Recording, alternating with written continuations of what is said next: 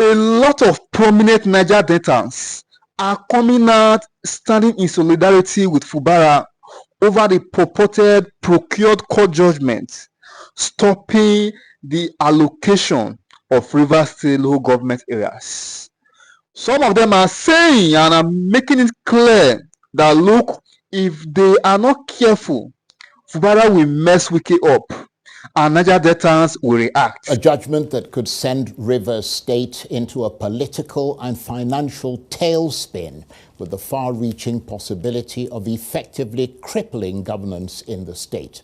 Just 3 weeks after the Court of Appeal in Abuja nullified its 2024 budget, which was being implemented by Governor Sim Fubara, the Federal High Court, also in Abuja, has now ruled that Governor Fubara's action in implementing what it called an unlawful budget was a gross violation of the Nigerian Constitution.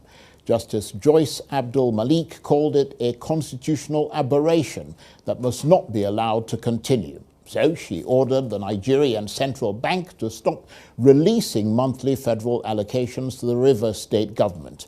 She also instructed Nigeria's Accountant General, as well as Zenith and Access banks, not to allow the governor withdraw money from the Consolidated Revenue and Federation account. So another cork in the bottle that helped to keep the political chaos in Rivers State in check has gone whizzing over the garden wall of Government House in Port Harcourt, even as this week a militant group calling itself the Niger Delta Development Force threatened to attack Nigeria's oil installations if such a ruling is made. And now it has. So could it galvanize something more perilous for Rivers State and for Nigeria? Today's judgment, which has been appealed, is an attack on our constitutional governance and an attempt to undermine the principles of federation. Now, how did a judge arrive at delivering judgment, knowing fully well that the subject matters upon which he wants to base his judgment on are all subjects of appeals pending at the appeal court and the Supreme Court, on the issue of the legitimacy of those pro-Wike sacked lawmakers who decamped at a time there was no division in their party PDP into APC, and their seat automatically by virtue of the constitution became vacant. All of a sudden, the judge was fully aware that the matter is still in Supreme Appeal Court and still in Supreme Court, and his attention was drawn to them. But he rushed to deliver a judgment to seize the sovereign allocation of the people of Rivers State based on a matter that is still being challenged. And not only that, there was petitions and manifest evidence that was brought before her of bias. But she still continued. And that's the lawmaker there, Ikenga Ogwuche, commenting on what has happened in the Federal High Court in Abuja here today. Well, for his take on today's developments around Rivers State, I'm joined on the line from Port Harcourt by the lawyer and human rights activist, Chief Festus Ogwuche. Chief Ogwuche, thank you very much indeed for joining us. I'm sure you're across today's ruling, the court saying the Rivers State budget was not properly presented, and it says it must be properly presented before further allocations can be disbursed to the state. In effect, it's stopped any further allocations to Rivers State. What's your reaction to the court ruling today? Well, my initial reaction, that judgment is one of shock. I say this because there's already precedent on the matter. In your intro, you did a very fantastic job of stating it, and we didn't expect anything much different from what is already on ground. In law, there's what we call precedent, and the precedent is anchored on the rule of stare decisis. We have a hierarchy of courts, and once these pronouncements are made from the topmost court, every other court down the line must affirm it, they must obey it, they must respect it. And that is what creates certainty in judicial decisions, and that is what builds jurisprudence and case law for which reference can be made to. I think there could have been better ways of handling the situation, particularly reflect on the fact that a lot of these matters have gone on appeal. the judgments of the Court of Appeal, which you mentioned earlier, is in the Supreme Court and yet to be decided on whether it is appropriate or otherwise to deliver, represent the budget to any of the factions of the House that have defected and the one that's in there. And it is for the Supreme Court to decide. And aside that, the judgment of today's case, the Federal High Court is anchored on the judgment of the decision of the Honorable Justice Omotola of, if I'm not mistaken, of the Federal High Court, in which it is clearly stated that the presentation of the budget was done to the wrong members of the House. Be that as it may, we all know the circumstances surrounding that particular decision, which went to the Court of Appeal, and the issues about it, reflecting again on the fact that the defendants, which includes the government of Rivers State, the governor, the clerk of the House, and the rest of them, they withdrew their defenses. Their defenses included the counter affidavit to the originating summons originally filed, the notice of preliminary objection challenging the jurisdiction of the Federal High Court on the matter, the counter affidavit asking the court for a stoppage. And we expected that whatever issue is before the Honorable Justice Joyce Abdul Malik, it should have been abated a little bit to await the decision of the Supreme Court on the matter. But now that the decision had been delivered, and when we look at the law books and begin to understand that the power of the federal government and its institutions and agencies to stop the allocation of resources to a subnational entity or component unit of the federal government is doubtful. I don't think the Federal High Court has that power. One is not here lampooning the decision of that court, but we're looking at it on the basis of precedent, on the nature of the federal system that we operate, anchored again on the concept of federalism, that the subnational units cannot be denied the conglomeracy, if you permit my word, of what that federalism connotes. The sense that it is a federal system that exists at the instance of the states and not the other way around.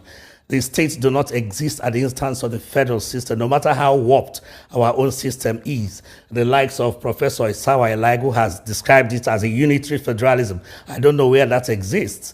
But then the issue is the jurisdiction of the courts, which also I can say that the court has jurisdiction because the CBN is a party, the other federal institutions are party, but that alone does not confer jurisdiction. We are looking also at the subject matter.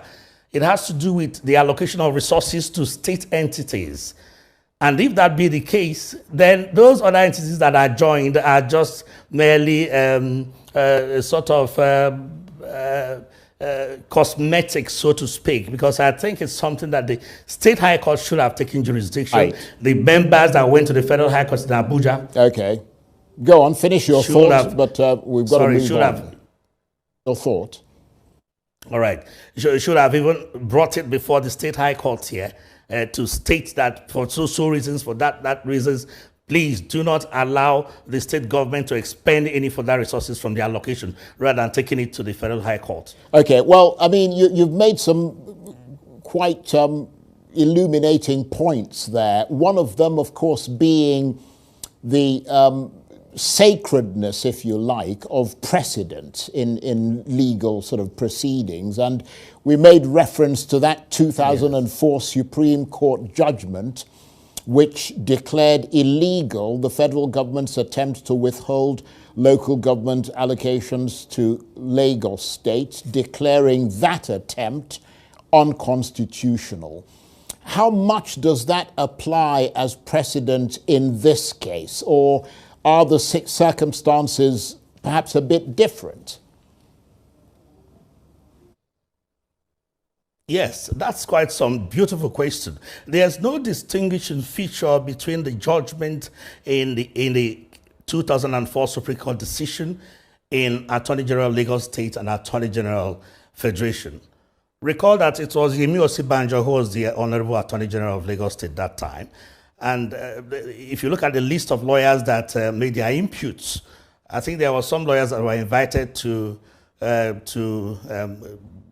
present their opinions to court by way of friends of the courts, and they did their job very, very well. And the judgment was quite thorough.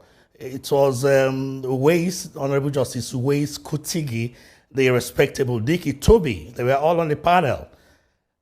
And if you read that judgment, it's something that applies not just to Lagos State, it's something that applies to every component unit of the Federation regarding the power of the federal government, its agencies, its institutions, whether administrative, legislative, or judicial, from withholding funds that accrue to state entities that form the component structure of the country. It is totally unconstitutional. And we thought very much that the Honorable Justice Joyce Abdul Malik would advert her mind to it and take consideration of that particular decision. Because the reason for that is not far-fetched. And that is why you see that in most federal systems, the US, Australia, China, you seldom find these kind of decisions from the courts. And the reason is because it is connoted that in federal systems, it is the states that come together to form a unified fora, and they donate their powers to the center. No matter how flawed our own system is, it is the authority of the state that whatever authority it wields, whatever power it wields. So if you deny a state structure of its entitlement by way of its allocation, which should be a replication of what it also contributes, presupposedly contributes to the national structure. If you make such denial, they can opt out of the federation. Right. Which is a possibility. I think one of the states tried it one time in the 17th century and it didn't work. So I think it is preposterous for Washington, for instance, to go and tamper with the allocations that go to Texas from the federal pool. Okay. It is never done anywhere. Well, I understand that. But so in the context of Nigeria, which is where we are, what are the options open to Governor Fubara now following this development? I mean, it seems like he either needs to find a political way to resolve the crisis or press ahead with further court battles. Which do you expect will be the more difficult option? Which would you advise if you were his lawyer? I'll first of all start with the option that's available to the federal government. And the option is between the judgment of the Federal High Court today on Rivers State and the judgment of the Supreme Court in 2004, which I think we must derive precedence from. Stare decisis demands that. That is what creates certainty in jurisprudence.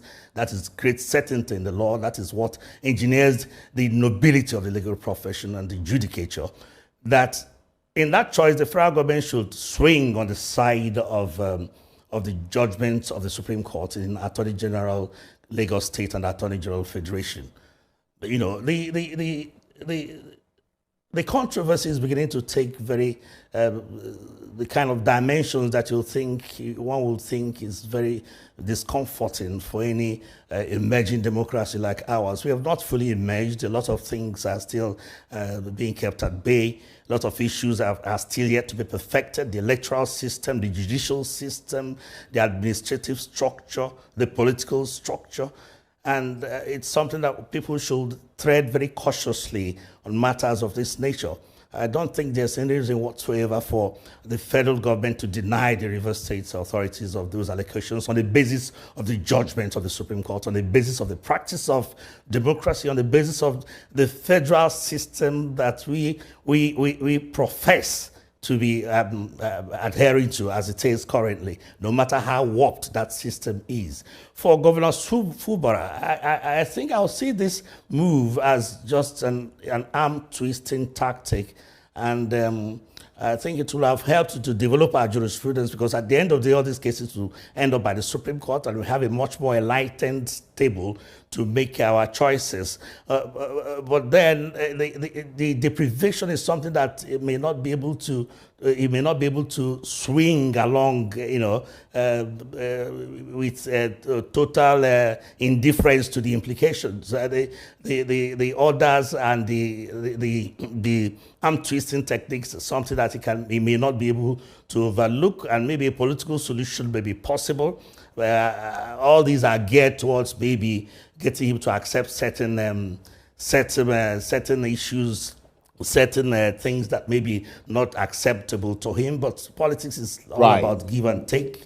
There are no permanent friends, no permanent enemies. Okay. But then I think these things, we have to strengthen them very, very much, very clearly, to ensure that the judicial system is kept as stable as possible. Right. And now, its nobility is intact at all times. Now, we heard a supposedly militant group called the Niger Delta Development Force specifically warning that if a judgment like this is made, a judgment they attribute to manipulation and backhand dealing by Nyesom Wike and his deputies, that's their assertion, not ours, that this would unleash, that they would unleash attacks in River State that will disrupt the flow of oil. In that regard, are you expecting some kind of militant escalation to this crisis as a result of today's ruling? What's the mood like where you are in Port Harcourt?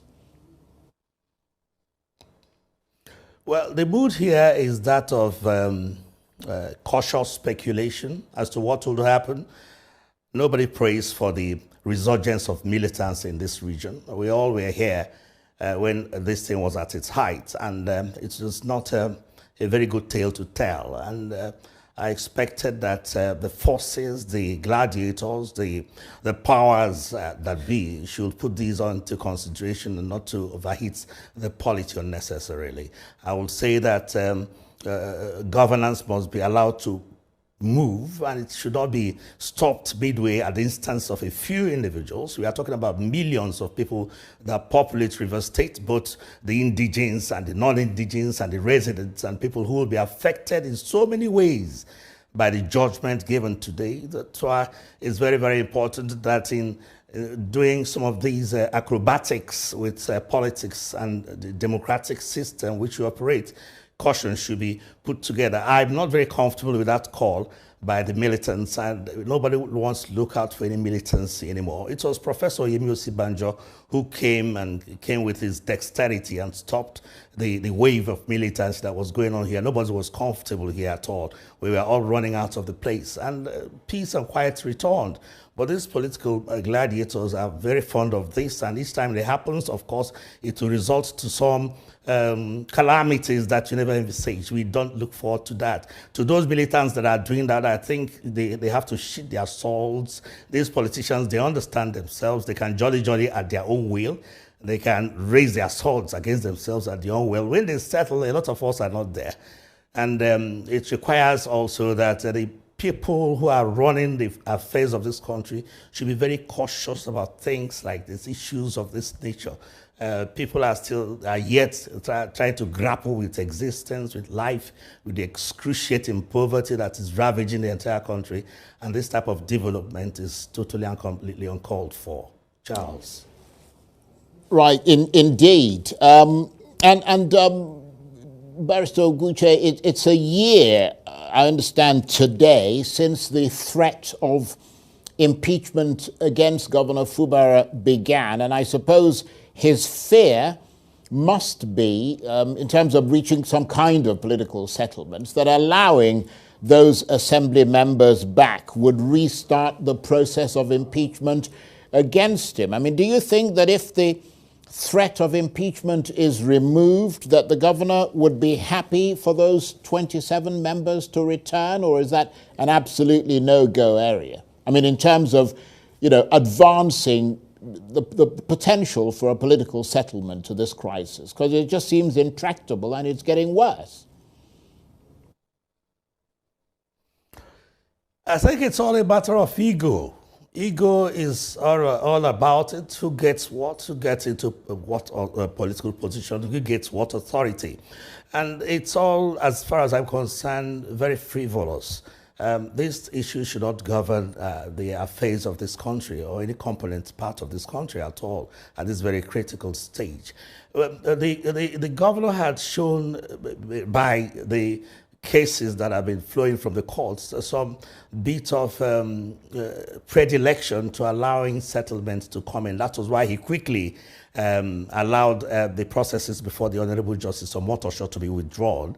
Whereas he was the defendant and the claimant, the plaintiff, the person who instituted the action in the first place, has his action intact. So it's sort of a misnomer to conceive that the defendant, who is supposed to be defending, is the first person to withdraw the processes when the president gave an indication that he will intervene to have this matter settled amicably. So that is there, but the fear of impeachment is what actually galvanized all these issues. To the very best of my knowledge, the issue of the return of the members of the House of Assembly, those that have defected, is a constitutional question. And you don't apply political issues to resolving constitutional issues. There are two different things altogether. It's a different kettle of fish. And I don't think the Constitution will sanction that kind of procedure because it touches also on the sanctity of the constitutional document, on the integrity to be accorded that document, because it is well satisfied that those people have moved. And there are documents in court, there's an affidavit showing that they have moved. Right. We're almost out of time. I don't mean to interrupt you there, Barrister Ogwuche. We're almost out of time. You're making some very interesting points there. But just before we go, and briefly, where do you see peace coming from to Rivers State? Because, I mean, with each blow from one side or the other, we brace ourselves for an equally powerful punch from the other side, and it inevitably ends up weakening all sides, including the innocents who have nothing to do with this raging conflict. I mean, where do you see peace coming from to Rivers State, as briefly as you can? Yes, the cycle of insuperabilities that we're experiencing in Rivers State is one that ought to have been resolved since a very long time if we have institutions that are strong. I know very well there is an action before the Honorable Justice Obile seeking to compel INEC to conduct elections to fill up those vacant seats of the members of the House of Assembly. And be that as it may, I think it's something that INEC should have acted with speed to get those elections conducted. And the members that defected are still very popular. They can test their popularity with the constituency. But I think that the proper thing to be done is to allow the institutions to be strong. The judicial institution, the law enforcement institution, the CBN, particularly the judicial institution, so that the justice system will be accorded with some shade of nobility, with some shade of certainty, with some shade of integrity, so that they give the law as it is and as it's supposed to be, away from travesties, incongruities, and indiscretions. Charles. Well, thank you. Today's judgment, which has been appealed, is an attack on our constitutional governance and an attempt to undermine the principles of federation. Now, how did a judge arrive at delivering judgment, knowing fully well that the subject matters upon which he wants to base his judgment on are all subjects of appeals pending at the appeal court and the Supreme Court on the issue of the legitimacy of those pro-Wike sacked lawmakers who decamped at a time there was no division in their party PDP into APC, and their seat automatically by virtue of the constitution became vacant. All of a sudden, the judge was fully aware that the matter is still in Supreme Appeal Court and still in Supreme Court, and his attention was drawn to them. But he rushed to deliver a judgment to seize the sovereign allocation of the people of Rivers State based on a matter that is still being challenged. And not only that, there was petitions and manifest evidence that was brought before her of bias, but she still continued. So what was she rushing? Why was she rushing? To hear the matter in one day, reserve judgment, and then the next morning she has delivered the judgment. To achieve what? Just to throw Rivers or attempt to throw Rivers into a state of anarchy. So this judgment is unenforceable. It will not stand. It has already been appealed. And let me make this very clear to Ogwuche and his group. There will be no way forward on this matter until all the subject matters pertaining to the legitimacy of those former lawmakers whose seat has become vacant by virtue of their decampment is resolved by the Supreme Court. And I want to urge the governor of Rivers State, continue to show the maturity you are showing. Present your 2025 budget before the House of Assembly as properly constituted by Ogwuche. Until such a time, the Supreme Court makes a final determination on the legality or legitimacy of this issue of decampment. No court have decided expressly on it. So there's even order still existing that recognizes the vote and proceeding of the former Speaker Edisinehi, upon which Ogwuche is Speaker and upon which those seats were declared vacant. That order have not been discharged. So they have legitimacy to continue to do what they are doing. But I will advise the president. The problems of 1960 and 1980 started like this. Keeping quiet by Shagari and all these other people then. When those working for the federal government were busy dishing out orders, using security agencies, rigging elections, writing results, confronting other arms of government in the state just as a way of showing their support to Shagari. At the end of the day, democracy collapsed because this thing comes with anarchy. And we don't want that to happen. The whole country is in total disarray as I speak to you now. Economic hardship, uncertainties, left, right, and center. And then one man is playing, and his group using our Federal High Court to show that maybe at the end, when they are done, Nigeria should completely lose faith in the judicial system. And I want the CJN to stop this whole thing happening at the Federal High Court. So today's judgment was an attempt to undermine constitutional governance. Unacceptable, unenforceable. The opposition does not accept it. It has been appealed, so nothing will happen going forward. But having said that, the higher courts have an obligation to discharge this order, which if not, other states where there is dispute between governors and some godfathers will rush to court and obtain order to seize allocation of a state. The federal government has no constitutional power to seize the allocation of another arm of government, the state government. These are constitutional. These revenues are federation revenue shared at the federation meeting where the federal government takes their own share and the state takes their own share automatically. You cannot stop it. It will be like an overthrow and an invitation to anarchy. So it's unacceptable, is a judgment that wants to lay the foundation for anarchy and disorder. So it's completely unacceptable. I will urge the federal government to please call their appointees to order. This is how it happened in 60s and 80s. They are not working for it, they are fighting for their own political relevance in a state they have lost because of their greed. Don't let them drag you down. Because when this whole thing will explode, Nigerians will not stand by your side. Because everybody is watching what is happening with our security agencies, with our judiciary, because of one man. What is he looking for? If you go by the judgment of the Supreme Court delivered by Justice Onogeden, in a situation where those seats has automatically become vacant, that was Joshua Daire and Dapialong. Those lawmakers decamped, and their seat automatically became vacant. And few members of the House of Assembly that was left then continued to preside, continued to conduct the affairs of the Assembly. The Supreme Court said they were right until such a time by-election is conducted. So Ogwuche still remains Speaker, and the House that he's piloting is still legitimate because there is vacancy in the seat of the 27th. And if the INEC conducts the by-election, then the House will have a full quorum. But the Supreme Court said they can continue to carry on the business of the legislator, like budget passing and so on and so forth, until such a time that by-election is held. So Governor Fubara is going to present the 2025 budget before the Ogwuche-led House leadership, and nothing can change that. And let us get this clear. We're not going to destroy our constitutional democracy and judiciary because of one man, desperate ambition to seize institutions of governance to himself for economic reasons. Because of him, the Federal High Court ruled that decampment is a pre-election matter. Because of him, the court that started issuing order to stop conduct of election.